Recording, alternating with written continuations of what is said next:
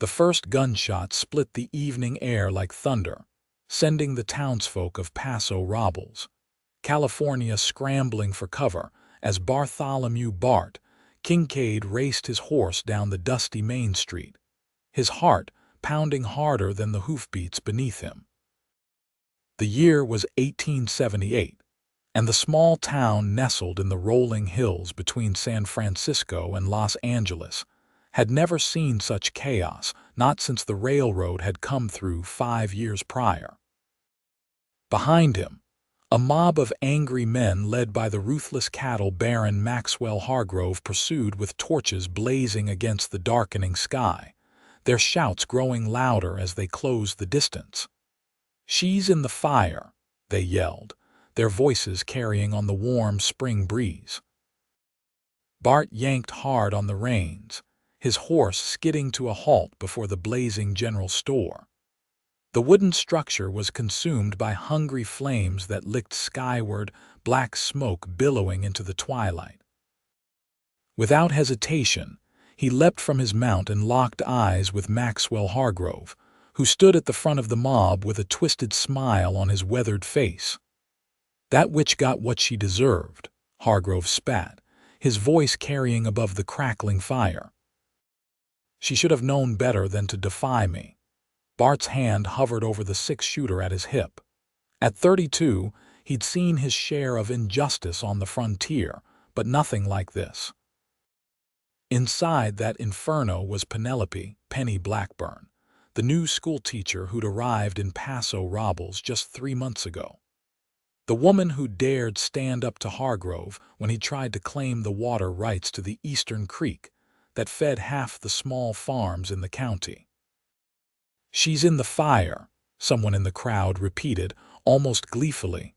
Bart's jaw tightened as he stared down the mob. "Then I'll burn for her freedom." Without another word, he ripped off his bandana, soaked it in the nearby horse trough, and tied it around his face before charging toward the blazing building. The heat hit him like a wall as he kicked in the door. Flames engulfed the wooden shelves, merchandise crackling and popping as it burned. Smoke stung his eyes as he crouched low, scanning the interior for any sign of Penny. "Penny!" he shouted over the roar of the fire. "Penny Blackburn!" A faint cough answered from the back of the store. Bart pushed forward, dodging falling debris and jumping over a collapsed beam. There, huddled in the corner near the storeroom, was Penny. Her chestnut hair was singed at the edges, her face streaked with soot, and her wrists bound behind her back. "Bart," she gasped, her voice barely audible over the crackling flames. Without hesitation, he pulled his knife from his boot and sliced through the ropes binding her hands. As he helped her to her feet, a terrifying crack sounded from above. Bart barely had time to shove Penny aside as a burning rafter crashed down where she had been standing seconds before. "We need to get out now," he shouted, wrapping his arm around her waist. The front entrance was now completely blocked by flames, forcing them toward the back of the store. Penny stumbled, her legs weak from smoke inhalation and fear. Bart swept her into his arms without breaking stride, kicking open the rear door and bursting into the alley behind the building. The cool evening air was like salvation against their scorched skin. Penny coughed violently, struggling for breath as Bart carried her farther from the burning structure. When they were a safe distance away, he gently set her down, his hands lingering at her shoulders to steady her. "Why?" she managed between coughs. "Why would you risk your life?" Bart's eyes, blue as the California sky, met her hazel ones. "Because no one deserves to die for speaking the truth." Before she could respond, the sound of boots crunching on gravel alerted them to company. Bart drew his pistol in one fluid motion, positioning himself between Penny and the approaching threat. Sheriff Thomas Wilson rounded the corner, his deputy Liam Carter at his side. Both men had their hands conspicuously away from their weapons. "Easy, Kincaid," the sheriff said, his weathered face somber in the glow of the distant fire. "We're not here for trouble." "Could have fooled me," Bart replied, his gun still raised. "You stood by while Hargrove's men set that fire with a woman inside." Sheriff Wilson's gaze dropped momentarily. "Hargrove's got half the county in his pocket, including Judge Hollister. But this—" he gestured toward the burning building. "This is murder. I can't stand by for that." "So what now?" Bart demanded, keeping his protective stance in front of Penny. "Now, you both need to get out of town," the sheriff said quietly. "Hargrove's telling everyone she started the fire herself. Says he's got witnesses who'll swear to it." "That's absurd," Penny exclaimed, finding her voice despite her raw throat. "He had his men drag me from the schoolhouse, tied me up and left me to burn," the sheriff nodded grimly. "I believe you, madam, but belief won't stop a lynch mob, not with Hargrove riling them up." Bart holstered his weapon slowly, his mind racing. "How long can you give us?" "I can hold them off for an hour, maybe two, after that." The sheriff trailed off, the implication clear. "I understand," Bart said. "Thank you, Thomas." The sheriff tipped his hat. "I owed your father a debt, Kincaid. Consider it paid." He turned to leave, then paused.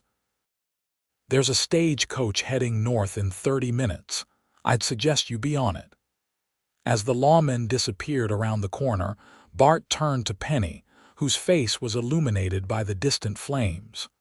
"Can you walk?" he asked, his voice gentler than before. She nodded, though uncertainty flickered in her eyes. "My things will have to leave them," Bart said firmly. "All that matters now is getting you to safety." "But where will we go? I have no family, no money." Her voice trembled slightly. Bart took her hand, his calloused palm warm against her soft skin. "I have a small ranch north of here, near my sister's place in San Luis Obispo. It's not much, but it's far enough from Hargrove's reach." "I can't ask you to uproot your life for me," Penny protested. "You've already risked enough." A slight smile crossed Bart's face, softening his rugged features. "Miss Blackburn, I think my life got uprooted the moment you arrived in town and started teaching those farm children to read despite Hargrove's threats." He squeezed her hand gently. "Now come on. We need to move quickly."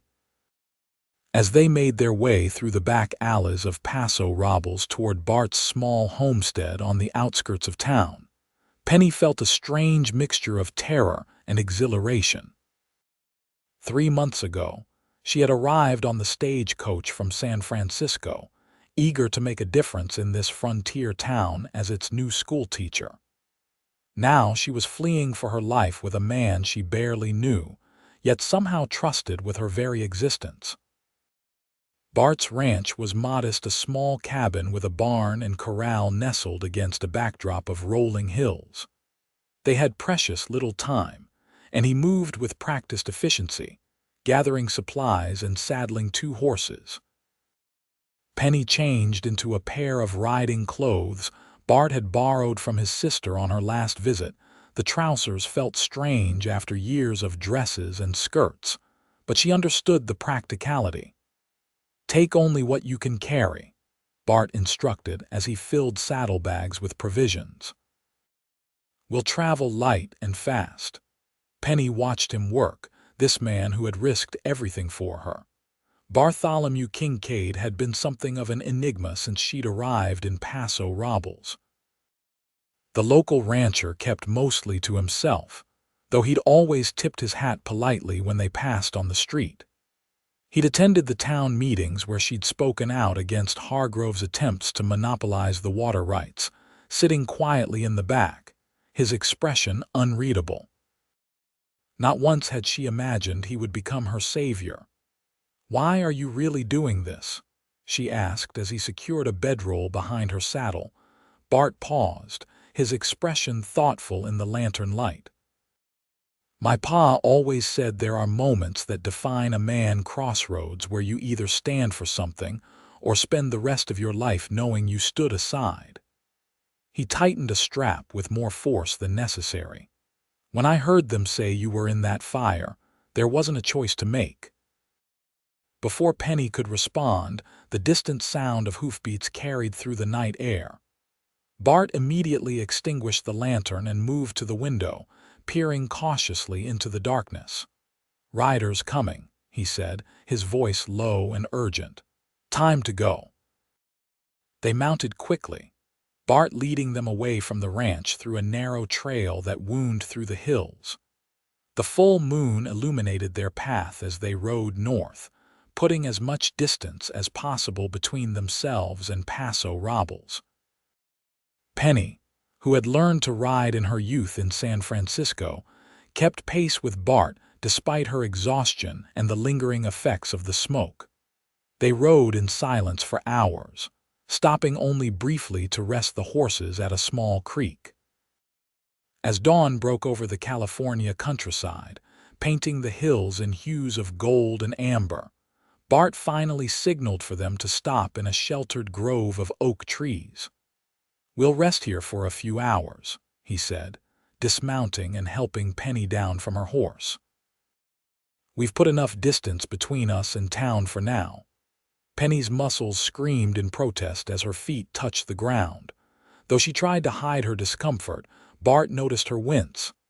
"Not used to riding all night?" he asked, a hint of amusement in his tired voice. "I'm afraid the most riding I've done recently was the occasional Sunday afternoon trot through the town park," she admitted, attempting to stretch the stiffness from her limbs. Bart unpacked some provisions and handed her a strip of jerky and a canteen of water. "Eat. You need your strength." They settled under the sprawling branches of an ancient oak, the morning sun filtering through the leaves in dappled patterns across the ground. For the first time since the fire, Penny had a moment to truly process what had happened. Tears welled unexpectedly in her eyes as the reality of her situation hit her full force.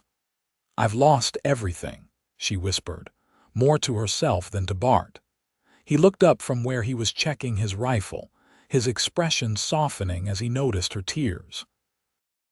Without a word, he moved to sit beside her, close enough to offer comfort but maintaining a respectful distance. "Not everything," he said quietly. "You're alive. That's more than Hargrove intended." Penny wiped away her tears with the back of her hand. "I came to Paso Robles to make a difference. I wanted to help those children, especially the ones from the poorer farms. They deserved an education just as much as Hargrove's son." She laughed bitterly. "I was so naive. I thought truth and justice would prevail if I just spoke loudly enough." "That kind of courage isn't naivety," Bart said, his voice firm.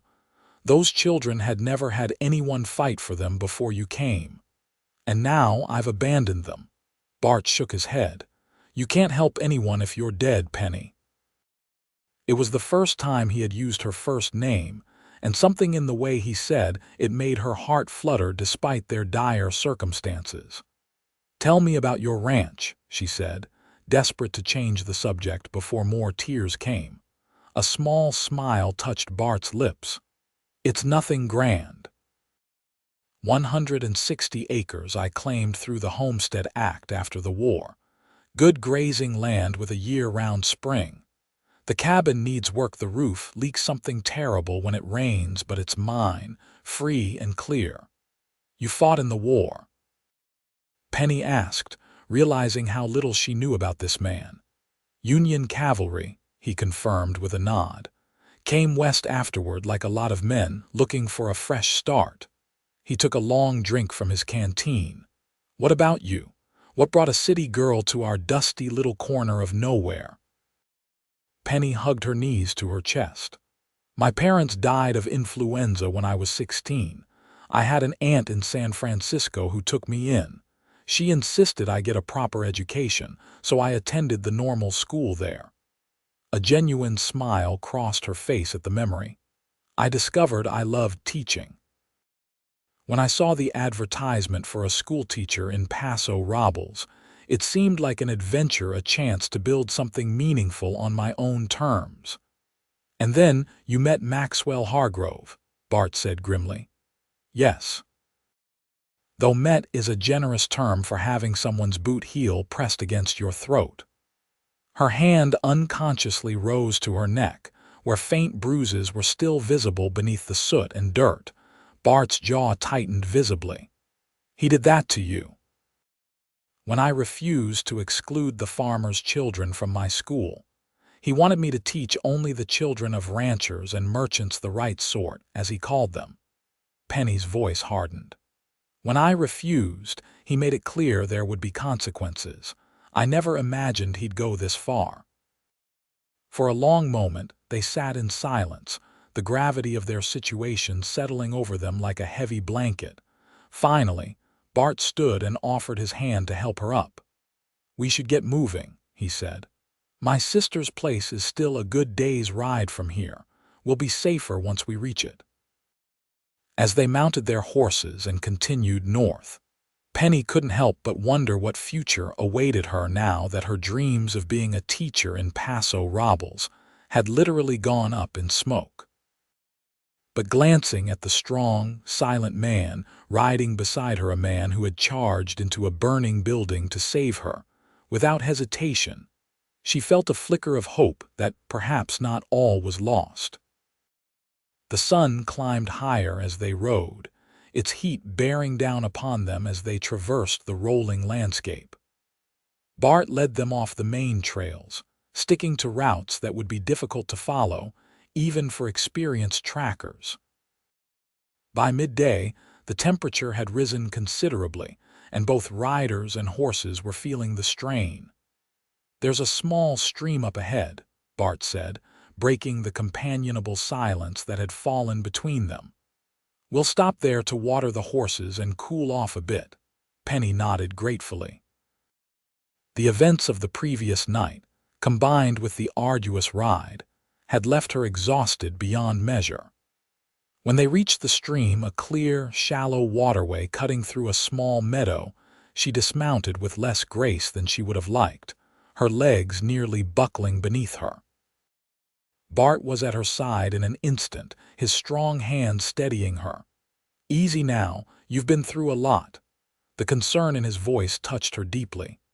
"I'm fine," she assured him, though they both knew it wasn't entirely true. "Just tired." After seeing to the horses, Bart spread a small blanket in the shade of a cluster of trees. "Rest," he instructed. "I'll keep watch." Too exhausted to argue, Penny lay down, using her arm as a pillow. Despite her intention to close her eyes for just a moment, she fell into a deep sleep almost instantly. When she awoke, the sun had shifted position, indicating several hours had passed. She sat up abruptly, momentarily disoriented. "About time you rejoined the land of the living," Bart said from where he sat against a tree trunk, whittling a small piece of wood with his knife. "You should have woken me," Penny said, embarrassed at having slept so long. "You needed the rest." He sheathed his knife and stood, extending a hand to help her up. Besides, it gave the horses a chance to recover too. As they prepared to continue their journey, Penny noticed Bart repeatedly scanning the horizon, his expression tense. "Is something wrong?" she asked, following his gaze but seeing nothing unusual in the distant hills. Bart's mouth set in a grim line. "We've got company." He pointed to a faint plume of dust visible to the south. "Riders moving fast." Penny's heart sank. "Hargrove, probably." "He's not the type to let things go easily." Bart quickly finished securing their supplies. "We need to push harder if we're going to reach Beth's place by nightfall." They rode at a punishing pace for the next several hours, the distant dust plume sometimes disappearing from view, but always reappearing, seemingly closer each time. The landscape gradually changed as they headed north, the rolling hills giving way to more rugged terrain with scattered pine forests. As the sun began its descent toward the western horizon, casting long shadows across the land, Bart finally pointed to a small valley nestled between two hills. "There," he said, relief evident in his voice. "My sister's place." The ranch was larger than Bart had described his own, with a sturdy two-story farmhouse, a large barn, and several outbuildings. Smoke curled lazily from the chimney, and as they approached, a woman emerged onto the porch, shading her eyes against the setting sun. Even from a distance, Penny could see the family resemblance, the same strong jawline and straight posture. Elizabeth Beth Kincaid Harper met them at the gate, her expression changing from curiosity to concern as she took in their appearance. "Bartholomew James Kincaid, what kind of trouble have you brought to my doorstep this time?" she demanded, though there was no real anger in her voice, only worry. "The kind that needs sanctuary, Beth," Bart replied, dismounting and helping Penny down from her horse. "This is Miss Penelope Blackburn, the schoolteacher from Paso Robles I mentioned in my last letter." Beth's eyes widened slightly as she looked Penny over, taking in her disheveled appearance and borrowed men's clothing. "You look half dead on your feet, both of you." Her voice softened as she addressed Penny directly. "Come inside, Miss Blackburn. You're safe here." The farmhouse was warm and welcoming, filled with the delicious aroma of cooking food. Beth's husband, Daniel Harper, a tall man with a kind face and graying beard, greeted them warmly before taking charge of their horses. Their two children, a boy of about 12 and a girl around 9, watched the newcomers with undisguised curiosity from the dining table where they had been doing schoolwork. "James, Sarah, this is your Uncle Bart and Miss Blackburn," Beth introduced. "They'll be staying with us for a while." "Why is she wearing men's clothes?" Sarah asked with the bluntness only a child could muster. "Sarah," Beth admonished, but Penny managed a tired smile. "Because riding a horse in a dress for miles and miles is very uncomfortable," she explained, which seemed to satisfy the little girl. "Beth, we may have trouble following us," Bart said in a low voice once the children had been sent to wash up for dinner. "Hargrove and his men." Beth's expression hardened. "What happened?" As Bart briefly explained the events in Paso Robles, Penny excused herself to clean up using the basin of water Beth had provided in the guest room. When she returned, wearing a borrowed dress from Beth that was slightly too large but infinitely more comfortable than the riding clothes, she found the siblings still in deep discussion. "I've sent Daniel to alert the neighbors," Beth was saying. "The Johnsons and the Millers will stand with us if it comes to trouble." "I never meant to bring danger to your family," Bart said, running a hand through his hair in frustration. Beth placed a hand on her brother's shoulder. "Family stands together, Bart. You know that." It was at that moment that they noticed Penny in the doorway. Both siblings fell silent, exchanging a look Penny couldn't quite interpret. "Dinner's almost ready," Beth said, breaking the awkward moment. "You both must be starving." The meal was simple but delicious: roasted chicken, potatoes, and fresh bread.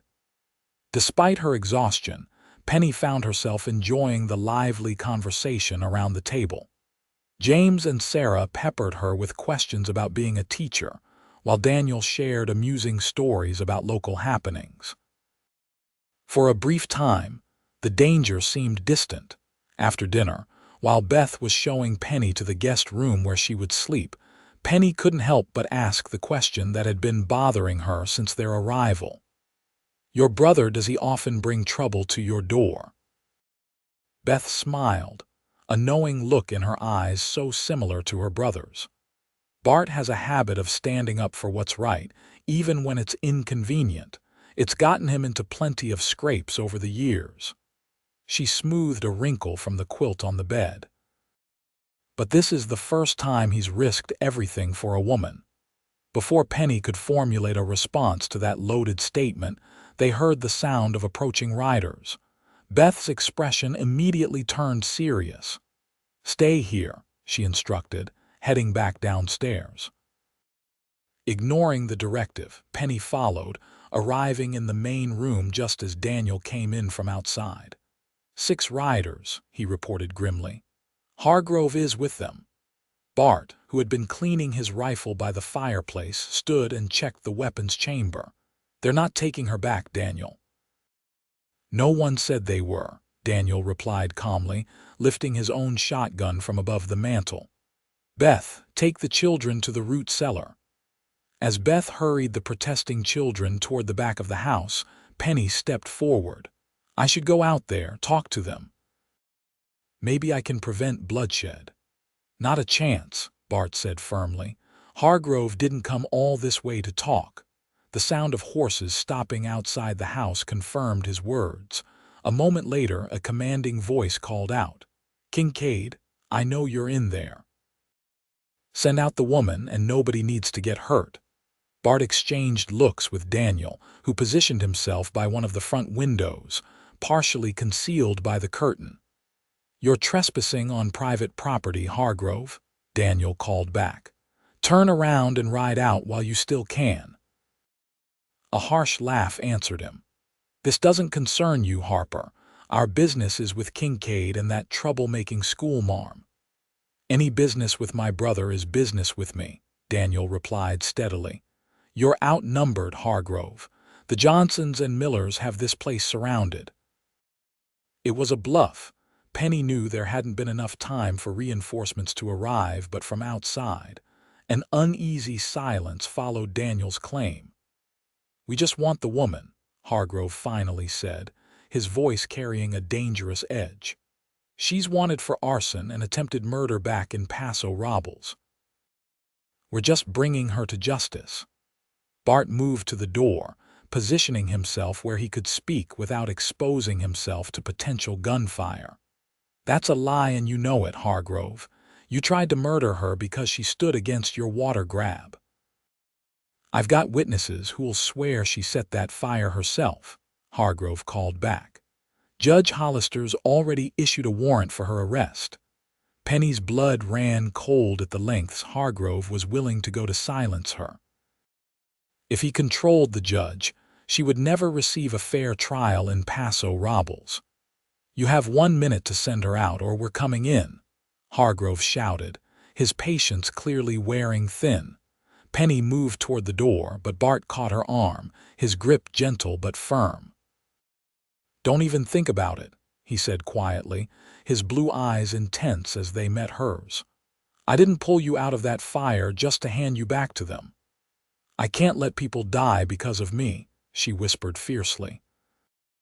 No one's dying tonight except maybe Hargrove if he's foolish enough to try something, Bart replied, the set of his jaw indicating this wasn't a point he would concede. Before their argument could continue, a new sound broke the tense standoff, the approach of multiple horses from the north. Moments later, a commanding voice called out, Maxwell Hargrove. This is Sheriff Isaac Montgomery of San Luis Obispo County. You and your men are to lower your weapons immediately. Through the window, Penny could see at least a dozen riders approaching, the setting sun glinting off the sheriff's badge on the lead rider's chest. Relief washed over her like a cool wave. This isn't your jurisdiction, Montgomery. Hargrove shouted, though his voice held less conviction than before. You crossed into my county an hour ago, the sheriff replied evenly. And I've got a telegram from Judge Emerson in Sacramento questioning the circumstances of that warrant you're so proud of. There was a pause before he continued, his voice carrying clearly in the evening air. Now you can leave peacefully, or you can spend the night in my jail. Your choice. For a tense moment, it seemed Hargrove might choose confrontation. But faced with being significantly outnumbered, he finally barked an order to his men to mount up. This isn't over, Kincaid, he called as they prepared to ride away. You can't hide her forever. That sounds an awful lot like a threat, Hargrove, Sheriff Montgomery said mildly. Care to clarify before I decide you need to come with me after all? With a final venomous look toward the house, Hargrove wheeled his horse around and led his men away at a gallop, heading south. Only when they had disappeared from sight did Bart finally relax his grip on his rifle. "Beth," he called toward the back of the house. "All clear." As Beth emerged with the children, Daniel opened the door to welcome Sheriff Montgomery and his deputies. The sheriff, a weathered man in his 50s with a salt and pepper mustache, removed his hat as he entered. "Your telegram arrived just in time, Beth," he said, nodding to Bart's sister. "Though I admit, your message was somewhat vague about the nature of the emergency." "Thank you for responding so quickly, Isaac," Beth replied, relief evident in her voice. The sheriff turned his attention to Bart and Penny. "Now, perhaps someone would like to tell me exactly what's going on and why Maxwell Hargrove is so desperate to get his hands on this young lady." Over coffee at the kitchen table, Bart and Penny recounted the events in Paso Robles, from Hargrove's attempts to control the water rights to the fire and their subsequent flight north. Sheriff Montgomery listened carefully, occasionally asking clarifying questions. "Hargrove's influence doesn't extend this far north," he said when they had finished. "But he's a dangerous man with powerful friends. That warrant, however questionable its origins, is still legal until a higher court says otherwise." "What does that mean for Miss Blackburn?" Daniel asked, voicing the question on everyone's minds. The sheriff considered for a moment. "It means she needs to stay out of Paso Robles County until we can get this sorted out. I'll wire Judge Emerson again tomorrow with the full details. He's been looking for an excuse to investigate Hollister for some time." "How long will that take?" Penny asked, trying to keep the desperation from her voice. "Legal wheels turn slowly, I'm afraid," Montgomery replied sympathetically. "Could be weeks, more likely months." Bart's hand found Penny's under the table, giving it a reassuring squeeze. "She can stay at my place," he said. "It's remote enough that Hargrove won't find her easily, even if he does come looking again." The sheriff raised an eyebrow but didn't comment on the arrangement. "I'll leave 2 deputies here tonight, just in case Hargrove gets any ideas about circling back. Tomorrow, I'll escort you to your ranch myself." After the sheriff and his men settled in for the night, posting watches around the property, Penny found herself unable to sleep despite her exhaustion. The events of the past 24 hours kept replaying in her mind the terror of being trapped in the burning building, the unexpected rescue, the flight north, and now this uncertain limbo.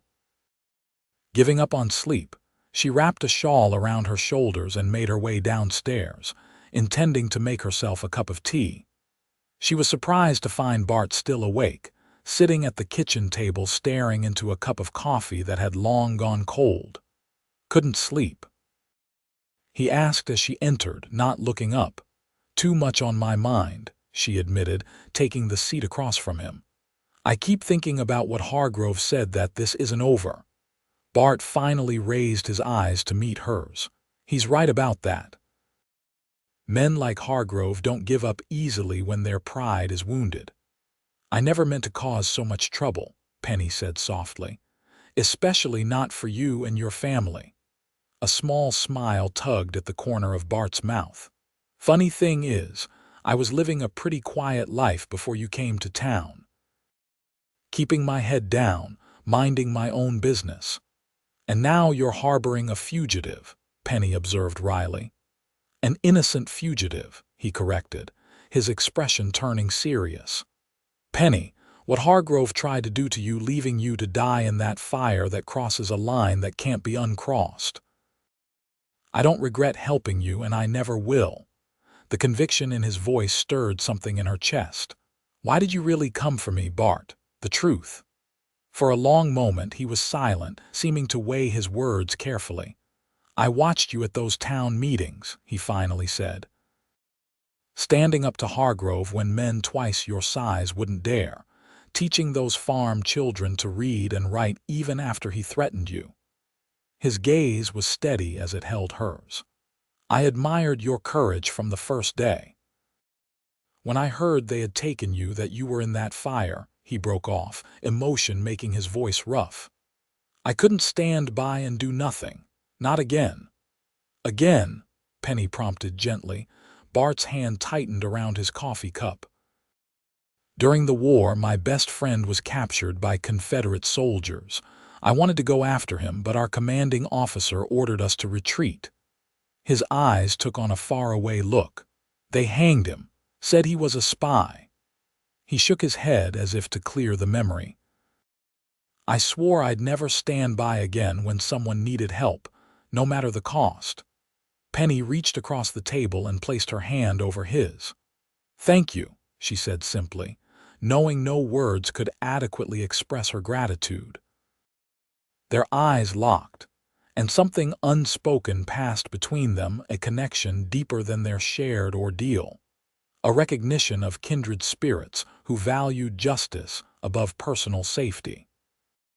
For a breathless moment, it seemed Bart might say more, but then they heard footsteps on the porch, one of the deputies changing guard, and the moment passed.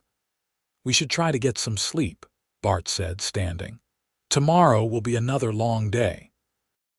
As Penny made her way back to her room, she found herself thinking not of the dangers that still lay ahead, but of the way Bart's eyes had looked when he spoke of admiring her courage, like she was something precious and rare that he had discovered unexpectedly in this harsh frontier world. The journey to Bart's ranch the following day was mercifully uneventful. Sheriff Montgomery and 4 of his deputies accompanied them, ensuring no further confrontation with Hargrove or his men. Beth had packed them enough provisions to last a week, hugging Penny fiercely before they departed as if they were already family. Take care of my brother, she whispered in Penny's ear. He's better at looking after others than himself. It was early afternoon when they finally crested a hill to reveal Bart's homestead nestled in a verdant valley below. True to his earlier description, it was modest compared to his sister's place, a 1-story cabin with a small barn and corral. But what caught Penny's breath was the setting rolling meadows bordered by oak trees, with a clear stream running along one edge of the property. In the distance, Blue Mountain stood sentinel against the horizon. It's beautiful, she said sincerely as they rode toward the cabin. Bart glanced at her, seeming pleased by her reaction. It's peaceful, he agreed, though I imagine it'll seem pretty quiet after town life. Sheriff Montgomery and his men stayed long enough to ensure the property was secure, and to help Bart make minor repairs to the cabin, which had sat empty during their journey to Beth's. As the sheriff prepared to leave, he took Bart aside for a private word, while his deputies said their goodbyes to Penny. What was that about? She asked after they had departed, leaving her and Bart truly alone for the first time since their escape from Paso Robles. Bart looked slightly uncomfortable. The sheriff thought it proper to remind me that I'm responsible for your reputation as well as your safety while you're under my roof. Penny felt heat rise to her cheeks as she understood the implication. Oh. I've made up the small bedroom for you, Bart said quickly, changing the subject. It's not much, but it's private. I'll sleep in the main room. As she settled into life at Bart's ranch, Penny discovered a rhythm to their days that was both foreign and comforting. Mornings began early with Bart tending to the small herd of cattle he kept on the northern pasture, while Penny prepared breakfast. The first few days, she felt oddly useless, a city-raised schoolteacher with little practical knowledge of ranch life. I need to earn my keep somehow, she told Bart on their 4th evening as they sat on the porch watching the sunset paint the western sky in brilliant oranges and pinks. Bart looked genuinely puzzled. You cook better than I ever could. You've cleaned this place more thoroughly than it's been in years, and you mend clothes that I would have just worn with holes." "That's just housekeeping," Penny replied, dissatisfied. "I want to contribute something meaningful." Bart considered for a moment. "Can you ride well enough to help with the cattle?" "I can try," she said, determined to prove herself useful. The next morning, Bart saddled a gentle mare for her and gave her a crash course in herding cattle. Her first attempts were comically bad. She startled the animals more than guided them, and at one point nearly rode into a gully because she was focusing too much on the cows and not enough on her surroundings. But Bart was a patient teacher, and by the end of the day, she had managed to help move a small group from one pasture to another without disaster. "Not bad for a city girl," Bart said with a grin as they rode back to the cabin, the setting sun casting long shadows across the land. Penny's entire body ached from the unaccustomed exercise, but she felt a sense of accomplishment that had been missing since leaving her teaching position. "Tomorrow I'll do better," she promised. As weeks passed, she found herself growing more capable with ranch work, though there were still days when her inexperience showed. More surprising was how comfortable she and Bart had become with each other. The initial awkwardness of their living arrangement had given way to an easy companionship. They worked together during the day, shared meals and conversation in the evenings, and occasionally rode to neighboring farms to trade goods or news. Sheriff Montgomery visited twice during this time, bringing updates on their situation. Judge Emerson had indeed taken an interest in the case and was investigating both Judge Hollister and Maxwell Hargrove, but the legal process was slow. The warrant for Penny's arrest remained active, though the sheriff assured them no one in San Luis Obispo County would enforce it. "The good news," Montgomery told them during his second visit, "is that Hargrove seems to have turned his attention elsewhere for now. There's talk he's trying to expand his holdings eastward, putting pressure on some of the smaller ranchers near the county line." "That doesn't sound like good news for those ranchers," Penny observed. The sheriff nodded grimly. "No, it's not, but it means he might be too busy to come hunting for you again anytime soon."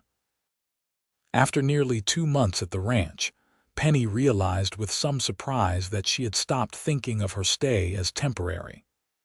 The cabin had begun to feel like home, and Bart had become something much more than just her rescuer or reluctant host. It was a hot July evening when everything changed between them. They had spent the day moving cattle to a higher pasture where the grass was still green, working side by side under the unforgiving California sun. By the time they returned to the cabin, both were exhausted and covered in dust. "I'm going down to the creek to wash up," Penny announced, gathering clean clothes and a towel. "Be careful," Bart cautioned, as he always did when she ventured out alone. "Don't go beyond the bend in the stream."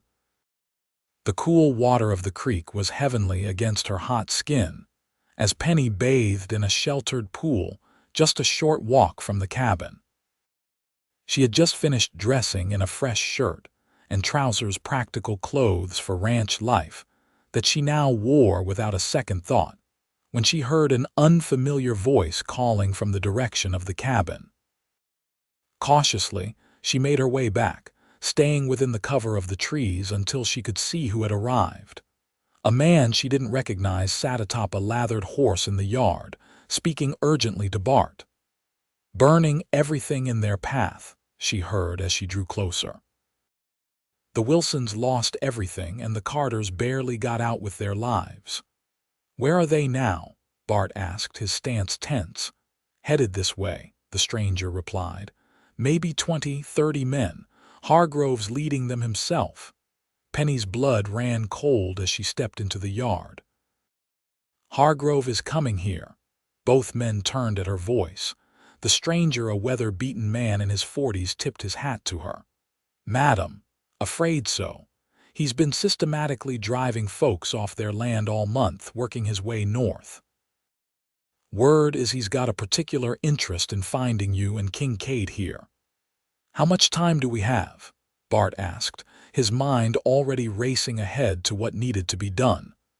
They were about 3 hours behind me when I left the Carter place, the man replied. But they're moving slow, burning everything as they go. Bart nodded grimly. Thanks for the warning, Jim. You heading to the Montgomery place. That's the plan. Sheriff's gathering men to put a stop to this, but it'll take time. After the rider departed, Bart turned to Penny, his expression grave. We need to go, now, to your sister's, Penny asked, already moving toward the cabin to gather essentials. Bart shook his head. Too obvious, he'd look there first. He followed her inside, pulling a rifle from the rack above the fireplace. There's an old line shack up in the hills to the northwest. It's well hidden. I use it during winter roundups when the weather's too bad to make it back here. They packed quickly food, water, weapons, and a few personal items. As Penny gathered her things, her hand fell on the small wooden figurine Bart had been carving that first day at the stream, a delicate horse that he had given her as a gift when it was finished. Without hesitation, she tucked it into her pocket. They were just loading the horses when they saw the first plume of smoke rising in the distance to the southeast where the Carter ranch lay. They're moving faster than Jim thought, Bart said, his jaw tight as he tightened the cinch on his saddle. We need to hurry. They rode hard, pushing northwest into increasingly rugged terrain. The summer sun beat down mercilessly as they climbed higher into the hills, following game trails and narrow paths that only someone intimately familiar with the land would know. Bart led them through dense stands of pine and across rocky ridges, constantly checking behind them for any sign of pursuit. By late afternoon, they had gained significant elevation, and the air had cooled somewhat. Penny, who had become a competent rider during her time at the ranch but was unaccustomed to such difficult terrain, was struggling to keep pace. Not much farther, Bart encouraged, noticing her fatigue. Just over that ridge. The line shack was more substantial than Penny had imagined, a solidly built one-room cabin nestled against the side of a hill, with a small corral for the horses and a lean-to for storing firewood. It was well hidden from below, its weathered wood blending into the surrounding forest. As they unsaddled the horses, Bart kept glancing back the way they had come. Following his gaze, Penny saw what had captured his attention. Multiple smoke plumes now dotted the valley below. They're burning everything, she whispered, horror-struck. Bart's expression was grim. Hargrove's sending a message. Anyone who stands against him loses everything. Inside the shack, they found basic provisions: dried beans, coffee, flour, and other staples sealed in metal containers to protect them from vermin. A stone fireplace dominated one wall, with a small iron stove beside it. 2 narrow cots stood against the opposite wall, and a rough-hewn table with 2 chairs occupied the center of the room. It's not much, Bart said apologetically as he lit a lantern, but it'll keep us hidden until Montgomery can deal with Hargrove. If he can deal with him, Penny said quietly, voicing the fear that had been growing since they fled the ranch. Hargrove seems to be growing bolder, not more cautious. Bart had no answer for that. Instead, he busied himself preparing a simple meal while Penny arranged their belongings in the small space. As night fell, they ate in subdued silence, both lost in their own thoughts about what the morning might bring. After dinner, Bart stepped outside to check on the horses and scan the valley below for any sign of approaching danger. When he returned, his expression was troubled. I can see fires all across the valley, he reported, dropping heavily into one of the chairs. Hargrove's men have reached my place by now. The thought of Bart's ranch, the home he had built with his own hands, being put to the torch because of her, made Penny's chest ache with guilt. "I'm so sorry," she said, her voice thick with emotion. "All of this is because of me." Bart looked up sharply. "None of this is your fault, Penny. Hargrove is the one burning people out, not you. But if I hadn't spoken out against him, then he would have taken those water rights, and half the small farms in the county would have failed within a year," Bart interrupted firmly. "You did what was right. That's never something to apologize for." His unwavering support, even in the face of losing everything he owned, moved her deeply. She crossed the room and knelt beside his chair, taking his rough hands in hers. "Why do you have such faith in me?" she asked softly. Bart's blue eyes met hers, something unspoken smoldering in their depths. "Because I've watched you face every challenge with courage and grace, because you care more about others than yourself." His voice dropped to nearly a whisper. "Because you make me want to be a better man." The air between them seemed to crackle with electricity. Penny's heart hammered in her chest as Bart's gaze dropped to her lips, then back to her eyes, a silent question in them. She answered by leaning forward, closing the distance between them. The first brush of his lips against hers was tentative, almost reverent. Then, as if a dam had broken, he pulled her closer, one hand cradling the back of her head while the other wrapped around her waist. Penny melted into the kiss, all the emotions they had carefully contained over the past months pouring out in this single, perfect moment of connection. When they finally broke apart, both slightly breathless, Bart rested his forehead against hers. "I've wanted to do that since the moment I carried you out of that burning building," he confessed, his voice husky. Penny smiled, her fingers tracing the line of his jaw.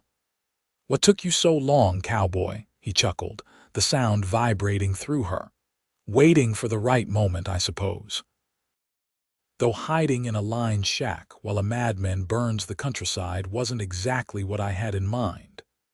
Their tender moment was shattered by the distant crack of a rifle shot, followed by another.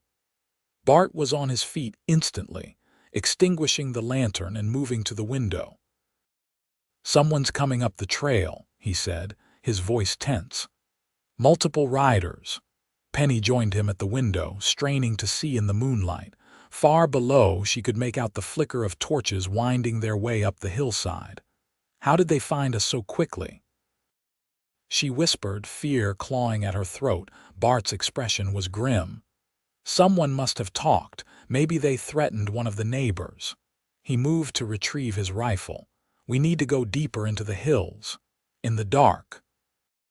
Penny asked, though she was already gathering their most essential supplies. "We don't have a choice. Once they reach the ridge, they'll spot the cabin for sure." They worked quickly, packing only what they could carry on horseback. As they led the horses from the corral, moving as quietly as possible, another shot rang out much closer this time. "They're moving fast," Bart muttered, helping Penny into the saddle before mounting his own horse. "Stay close to me and keep quiet." They rode north, away from the approaching riders, using the dense forest for cover. The terrain was treacherous in the darkness, steep slopes, hidden gullies, and low-hanging branches that threatened to unseat them. Several times, they had to dismount and lead the horses through particularly difficult passages. Behind them, the shouts of their pursuers grew fainter, then louder again as Hargrove's men split up to search the area. Bart and Penny pushed deeper into the wilderness, following game trails that grew increasingly faint until they were essentially making their own path through the underbrush. After what felt like hours, they reached a small clearing beside a narrow stream. The horses were exhausted, sides heaving and coats lathered with sweat despite the cool night air. "We need to rest," Bart said, scanning their surroundings warily. "The horses can't go much further without a break." They dismounted, leading the horses to the stream to drink. Penny's legs trembled with fatigue, and she sank onto a fallen log, trying to catch her breath. The night was eerily quiet now, no voices, no gunshots, just the gentle gurgle of the stream and the occasional hoot of an owl. "You think we lost them?" she asked hopefully. Bart shook his head. "Not for long. Hargrove's too determined." He sat beside her, his rifle across his knees. "Once daylight comes, they'll be able to track us more easily." "What do we do now?" Penny asked, fighting to keep the despair from her voice. Bart was silent for a long moment, considering their options. "There's an old mining camp about 5 miles north of here.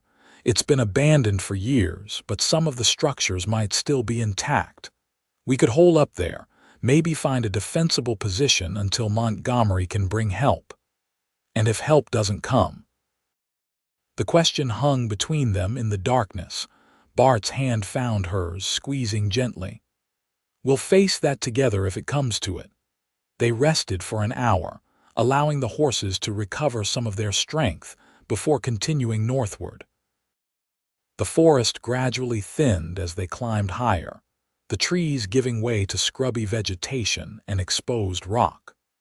By the time the eastern sky began to lighten with the first hint of dawn, they had reached a ridgeline that offered a panoramic view of the surrounding countryside. What they saw made Penny's heart sink. In the valley far below, at least a dozen fires still burned, farms and ranches put to the torch by Hargrove's men. And worse, several groups of riders were visible, methodically searching the hills, working their way northward. "They're not giving up," Bart observed grimly, surveying the scene through a small spyglass. "And they're between us and any help from Montgomery." "Can we reach the mining camp before they find us?" Penny asked, trying to keep her voice steady despite her growing fear. "Maybe. It's just over that next ridge." Bart pocketed the spyglass. "But we'll need to be careful. We'll be exposed crossing that open stretch ahead." They continued their journey, moving as quickly as caution would allow. The sun was fully above the horizon now, casting long shadows across the rugged landscape. As they approached the open area, Bart had mentioned a rocky slope with little cover. He signaled for Penny to halt. "Wait here while I scout ahead," he instructed, dismounting. "If you hear gunfire, don't wait for me. Ride east along the ridgeline until you reach a split in the trail, then take the left fork. It'll lead you down to the Johnson place eventually." "I'm not leaving you," Penny protested, her voice fierce despite her exhaustion. Bart's expression softened. "Penny, no," she interrupted. "We do this together or not at all." For a moment it seemed he might argue further, but then he nodded, a ghost of a smile touching his lips. "Together then, but stay low and follow my lead." They proceeded with agonizing slowness, stopping frequently to listen for any sound of pursuit. The open slope seemed to stretch endlessly before them, each exposed yard feeling like a mile. Finally, they reached the cover of a rocky outcropping on the far side, both releasing breaths they hadn't realized they were holding. The abandoned mining camp came into view. As they crested the next ridge, a cluster of dilapidated wooden structures nestled in a small valley. Most of the buildings had collapsed under the weight of winter snows, but a few still stood, including what appeared to be the main office or assayer's building, constructed of more substantial materials than the rest. "That's where we'll make our stand if it comes to it," Bart said, pointing to the stone building. "Thick walls, good sightlines in all directions." They made their way down into the valley, alert for any sign of danger. The camp had an eerie, forsaken quality, tools still lying where they had been dropped years ago, rusted equipment scattered among the buildings. A faded sign proclaiming Golden Promise Mining Company hanging askew from the main building. Inside, the assayer's office was surprisingly intact. Dust covered everything, and small animal droppings indicated it had been home to various creatures over the years, but the stone walls were solid and the roof had held. Iron bars still protected the windows, a security measure from when gold would have been stored there. "It's defendable," Bart said approvingly, examining the structure.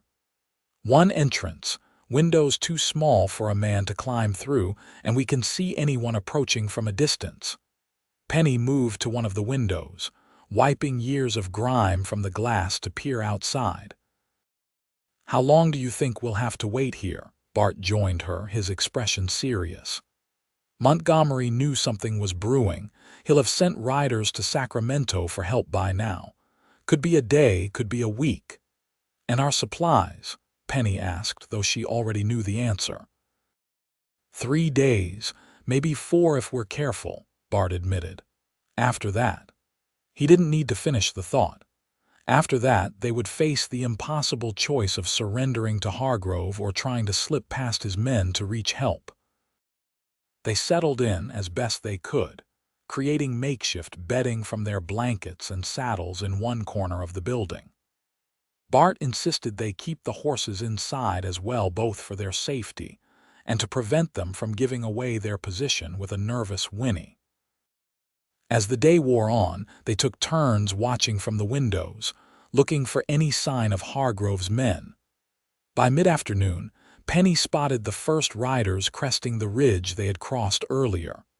"They're coming," she called softly to Bart, who was checking their limited ammunition. He joined her at the window, watching grimly as 4 riders slowly made their way down into the valley, carefully scanning their surroundings. "They're tracking us," he observed. "They know we're close." They retreated from the window, ensuring they couldn't be seen from outside. For tense minutes, they listened to the riders moving through the camp, checking buildings and calling to each other. "This one's clear." "Nothing in here either."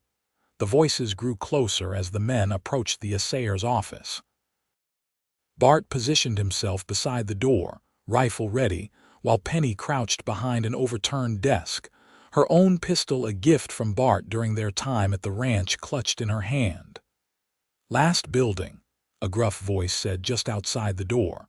"Has to be in here." The door handle turned, but the ancient lock held. There was a pause, then the same voice. "It's locked. Could be they barricaded themselves inside, or it's just been locked since the mine closed," another voice replied. "Either way, we need to check it." A heavy shoulder slammed against the door, making the old hinges creak. Another slam, and the wood began to splinter around the lock. Bart raised his rifle, taking careful aim at the door. "When it opens," he whispered to Penny, "shoot for the ceiling. We want to scare them off if possible, not kill anyone." Penny nodded, though her hand trembled slightly as she aimed her pistol upward.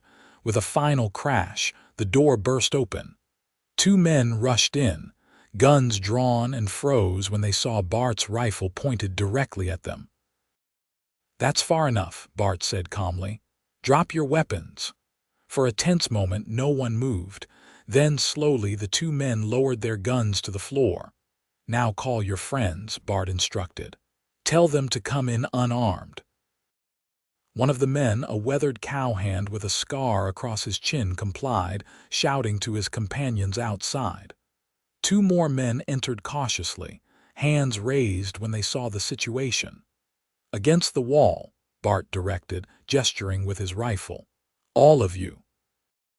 As the 4 men lined up against the far wall, Penny emerged from behind the desk, keeping her pistol trained on them.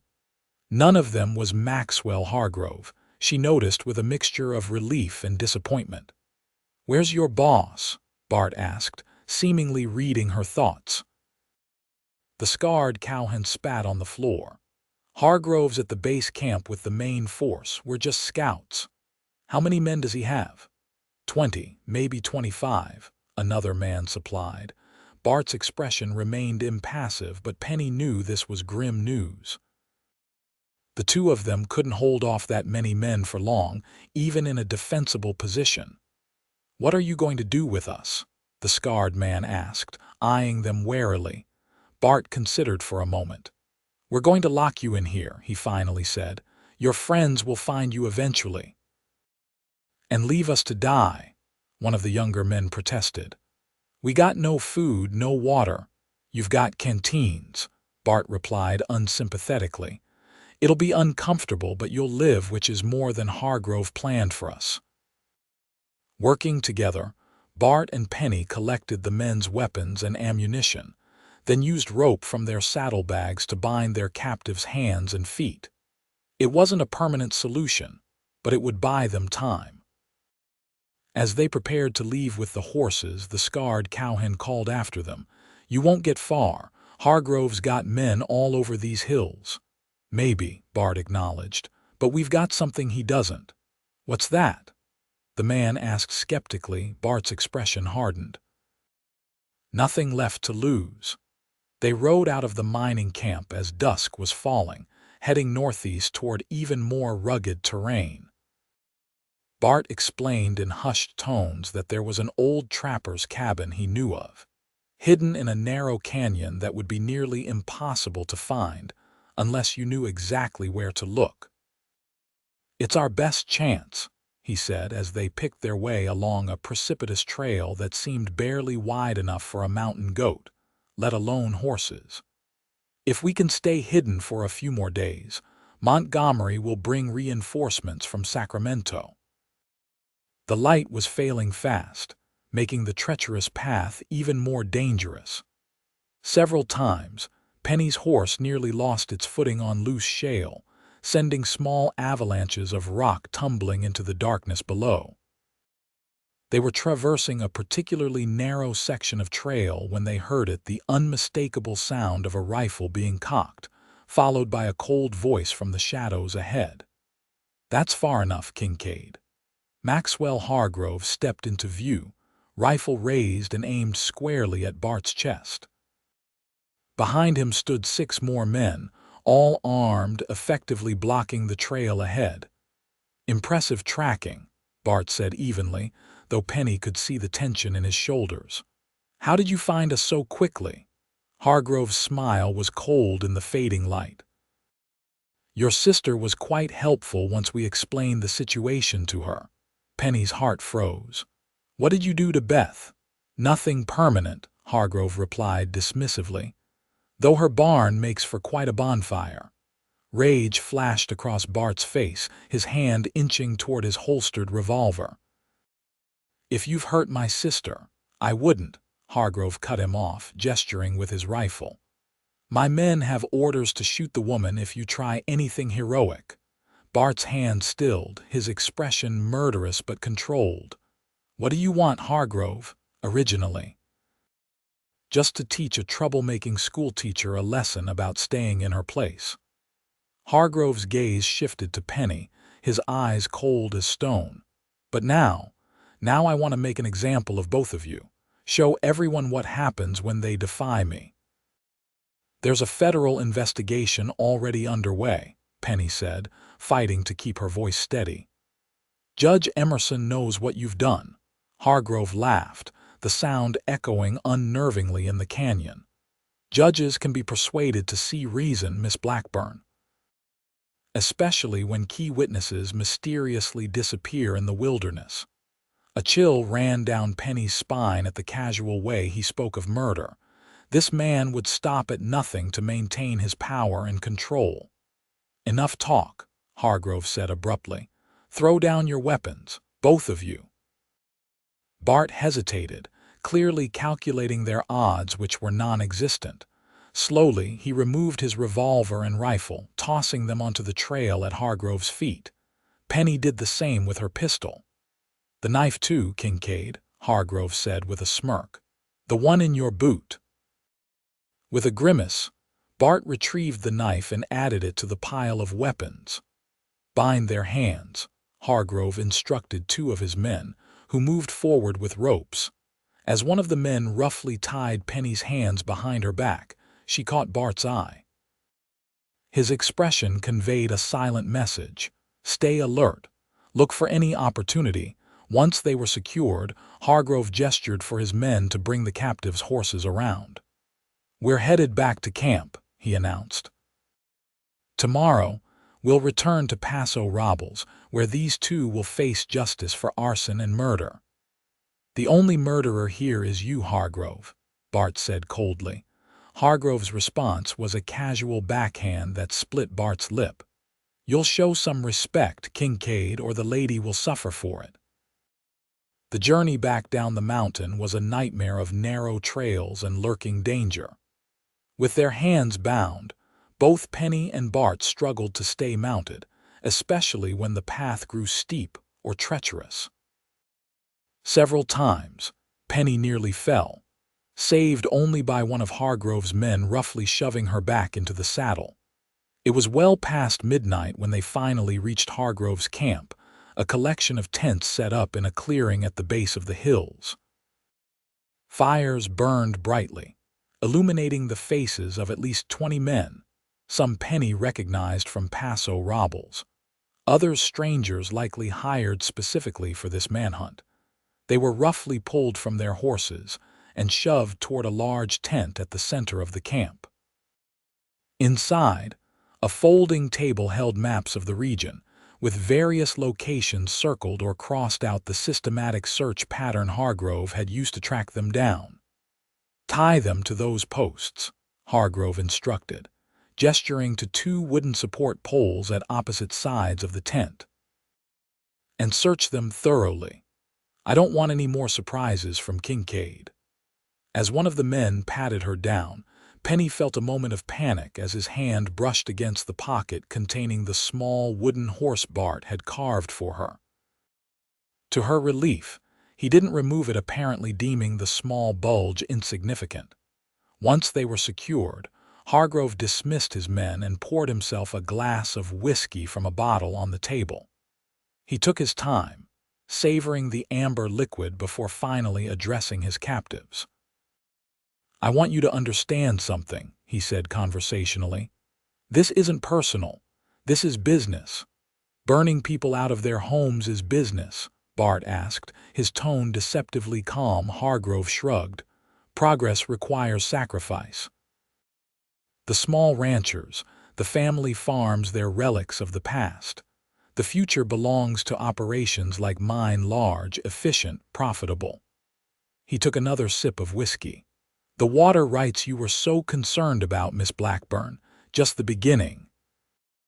In 10 years, I'll control everything from Paso Robles to the county line." "And how many people will suffer for your progress?" Penny asked, unable to keep the contempt from her voice. "Fewer than you might think," Hargrove replied coolly. "Most will sell to me eventually. Only the stubborn ones need persuading." His gaze hardened. "Like you too." "Is that why you tried to burn me alive?" Penny challenged. "Business?" Something ugly flickered across Hargrove's face. "You humiliated me in front of the entire town, turned those farmers against me, made me look weak." He set down his glass with deliberate precision. "No one does that without consequences." "So what happens now?" Bart asked, testing the ropes that bound him to the post. Hargrove's smile was chilling. Now we return to Paso Robles, where you'll both confess to setting the fire that destroyed the general store. You'll be hanged. Of course Judge Hollister will see to that, but not before everyone understands the price of defiance." "And if we refuse to confess?" Penny asked, though she already suspected the answer. "Then things will become very unpleasant for you," Hargrove said simply. "Especially for you, Miss Blackburn. Kincaid here will have to watch, of course, before meeting his own end." The casual brutality of the threat made Penny's blood run cold. This wasn't a man who could be reasoned with or appealed to. This was a predator who enjoyed the fear and suffering of others. Hargrove checked his pocket watch. "It's late. We'll start back at first light. I suggest you both get what rest you can. Tomorrow will be challenging." With that, he extinguished all but one small lantern and exited the tent, leaving them alone in the dim light, As soon as his footsteps faded, Bart began working at his bonds, twisting his wrists within the tight ropes. "Can you get free?" Penny whispered, glancing nervously at the tent entrance where two shadows indicated guards posted outside. "Working on it," Bart replied, grimacing with effort. "These aren't as tight as they could be. The man who tied me was sloppy." For several minutes, the only sounds were their breathing and the occasional grunt of pain from Bart as he worked against the ropes. Finally, with a suppressed gasp, he managed to free one hand. "Got it," he whispered triumphantly, quickly untying his other hand and the ropes around his ankles. He moved silently to Penny, making quick work of her bonds. "We need to be ready," he murmured as he helped her to her feet, rubbing life back into her numb limbs. "When I create a distraction, run for the horses. Don't wait for me. Don't look back, just ride north as fast as you can." "I told you before," Penny said firmly, taking his face between her hands. "We do this together or not at all." In the dim light of the lantern, she saw conflict in his eyes, the desperate need to ensure her safety warring with the knowledge that she wouldn't leave him behind. "Penny," he began, but she silenced him with a quick kiss. "Together," she repeated when they broke apart. "Now, what's the plan?" Before Bart could answer, shouting erupted outside the tent, followed by the unmistakable sound of gunfire. They exchanged startled glances as the camp exploded into activity, men yelling, horses whinnying in panic, more gunshots echoing through the night. "What's happening?" Penny whispered, moving cautiously toward the tent entrance. Bart pulled her back, placing a finger to his lips as footsteps approached. The tent flap was yanked open, revealing one of the guards, his expression panicked. Hargrove says to the man's words died in his throat as he registered the empty ropes and his freed prisoners. His hand dropped to his gun, but Bart was faster, tackling him to the ground before he could draw. The struggle was brief but violent. Bart managed to knock the man unconscious with a solid punch, quickly relieving him of his revolver and gun belt. "Sounds like someone's attacking the camp," Bart observed, checking the weapon's ammunition. "This might be our only chance." Outside, the chaos was intensifying. Through the open tent flap, they could see men running in all directions, some firing toward the darkness at the edge of the clearing, others attempting to control panicking horses. "Stay low and stay close," Bart instructed, taking Penny's hand firmly in his. They slipped out of the tent, using the confusion as cover as they made their way toward the picket line where the horses were tethered. Most of the animals were agitated, pulling against their ropes, but Bart quickly identified their own mounts among Hargrove's stock. As they reached the horses, a familiar voice called out from nearby. "Kincaid, behind you," Bart whirled, raising his borrowed revolver just in time to see Maxwell Hargrove emerging from the smoke and chaos, his own gun aimed squarely at them. Without hesitation, Bart shoved Penny behind him, putting himself between her and Hargrove. "It's over, Hargrove," he said evenly, his aim steady despite the mayhem surrounding them. "Nothing's over until I say it is," Hargrove snarled, his face contorted with rage. "You've cost me everything, Kincaid. My reputation, my plans. You did that yourself," Bart replied calmly. "Drop the gun. There's been enough bloodshed." For a moment it seemed Hargrove might comply. His hand wavered slightly, his expression flickering between fury and resignation. Then his eyes hardened, and he raised his gun with deadly purpose. Two shots rang out almost simultaneously. Penny screamed as Bart staggered backward, but it was Hargrove who fell, a look of surprise frozen on his face as he crumpled to the ground. "Bart!" Penny cried, catching him as he stumbled against her. "Are you hit?" "Just grazed," he said through gritted teeth, pressing his hand against his upper arm where blood was seeping through his shirt. "I'll be fine." "That was some mighty fine shooting, Kincaid," came a familiar voice as Sheriff Montgomery stepped into view, rifle in hand, smoke still curling from its barrel. "Though I had him covered." Relief washed over Penny at the sight of the sheriff, and the dozen armed men with him, including, she was overjoyed to see, Daniel Harper, Bart's brother-in-law. "Beth?" Bart asked immediately, his face tight with concern. She's fine," Daniel assured him quickly. "Hargrove's men roughed her up some and burned the barn, but they didn't harm her seriously. She's the one who sent word to Montgomery about where Hargrove was headed." As the sheriff's men secured the remaining members of Hargrove's gang, most of whom surrendered quickly, once their leader fell, Penny helped Bart to a nearby stump where she could examine his wound. "It's not deep," she said with relief after cutting away the sleeve of his shirt. "But it needs cleaning." Sheriff Montgomery joined them, holstering his weapon. "We've got a doctor with us back at the main camp. He can tend to that properly." He surveyed the now subdued scene with satisfaction. "Looks like Hargrove's reign of terror is finally over." "What about Judge Hollister?" Penny asked, thinking of the corrupt official who had issued the warrant for her arrest.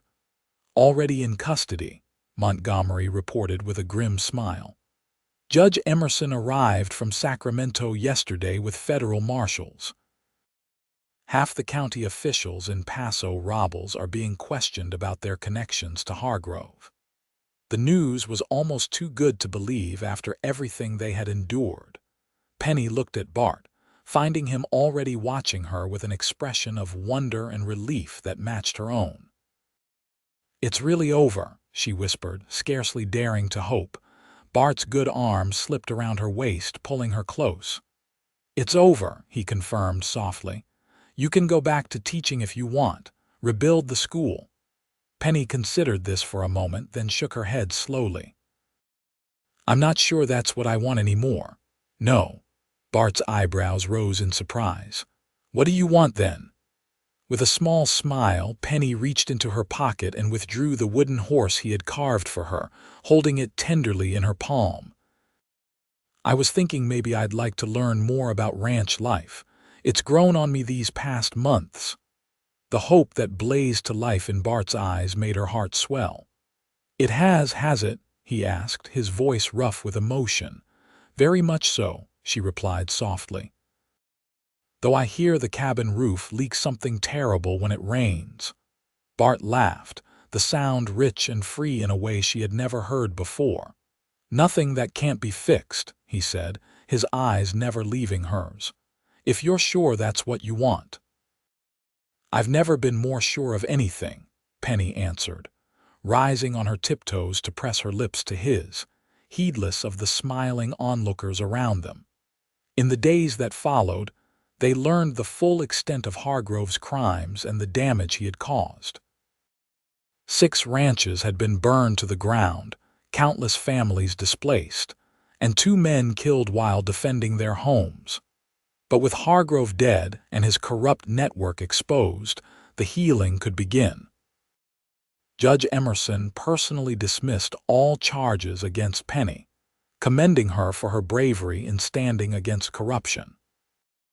The citizens of Paso Robles, many of whom had been cowed by Hargrove's influence, came forward with their own stories of intimidation and abuse, painting a picture of a man whose ambition had become a cancer on the entire county. Bart's ranch had indeed been burned, the cabin reduced to charred timbers and ash. When they rode out to survey the damage, Penny expected him to be devastated, but he surprised her with his optimism. "We'll rebuild," he said simply, his arm around her shoulders as they stood among the ruins. "Better than before?" Penny asked, looking up at him with a raised eyebrow. Bart's expression grew serious as he turned to face her fully. "I'm not much for fancy words, Penny. I'm just a simple rancher who happened to fall in love with the bravest woman I've ever known." He took her hands in his. "These past months have been the best of my life, despite everything. I don't want to go back to the way things were before you came into my life." Tears welled in Penny's eyes as she understood what he was asking. "Are you proposing, Bartholomew Kincaid?" A smile tugged at the corner of his mouth. "I believe I am, Penelope Blackburn, if you'll have me." Her answer was to throw her arms around his neck, kissing him with all the love and passion that had grown between them through fire and danger and the quiet moments in between. "Is that a yes?" he murmured against her lips when they finally broke apart. "That's a yes," she confirmed, laughing through her tears. They were married 2 weeks later in Beth and Daniel's front yard, with Sheriff Montgomery serving as Bart's best man and Beth standing beside Penny.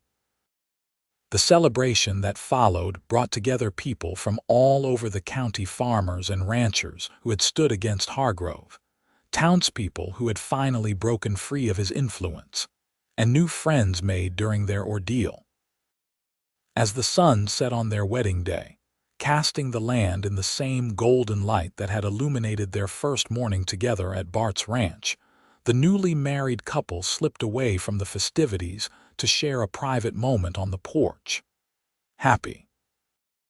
Bart asked, his arm around his wife's waist as they watched the stars begin to appear in the twilight sky. "Completely," Penny replied, leaning her head against his shoulder. "Though I can't wait to start building our home."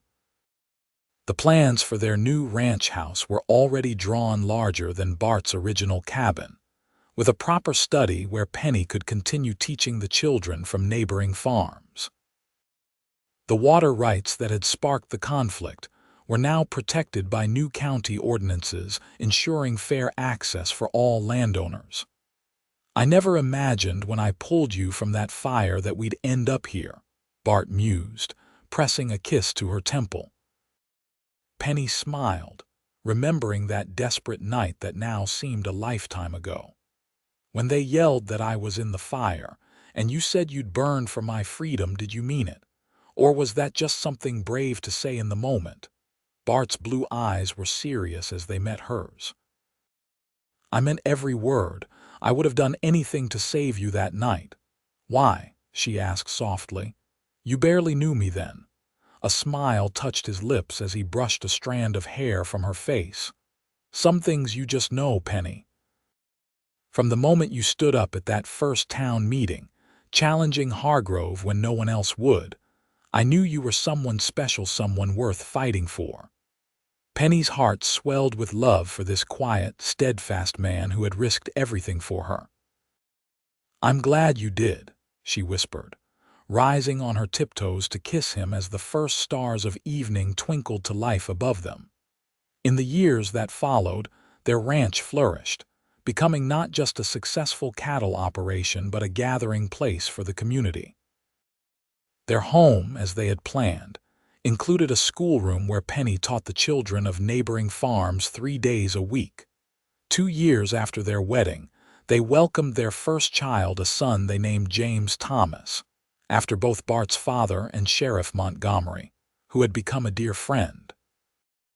A daughter, Elizabeth Ann, followed 2 years later, her arrival coinciding with the completion of a new schoolhouse built on their property, funded by donations from grateful families throughout the county. On the 5th anniversary of the fire that had brought them together, Bart and Penny stood on the porch of their home, watching their children play in the yard while the sun set over the rolling hills of their ranch. "You ever think about how differently things might have gone?" Penny asked, her head resting against her husband's shoulder. "If you hadn't heard them yell that I was in the fire," Bart's arm tightened around her waist. "I try not to," he admitted. "But I know I would find you in any life, Penny Kincaid. Some things are just meant to be." As their children's laughter rang out across the property, a sound of pure joy and freedom, Penny knew with absolute certainty that he was right. From the ashes of that burning building had risen not just their love, but a legacy of courage and community that would endure long after they were gone. "I love you, Cowboy," she whispered, turning in his arms to kiss him as the last rays of sunlight gilded the land they had fought so hard to protect. "And I love you," he replied, his blue eyes reflecting the same wonder they had shown the first time he had carried her to safety. "Now and always." Together they watched as the sun dipped below the horizon. Closing another day in the peaceful life, they had built a life that had been forged in fire, tempered by adversity, and made stronger by the unbreakable bond between them.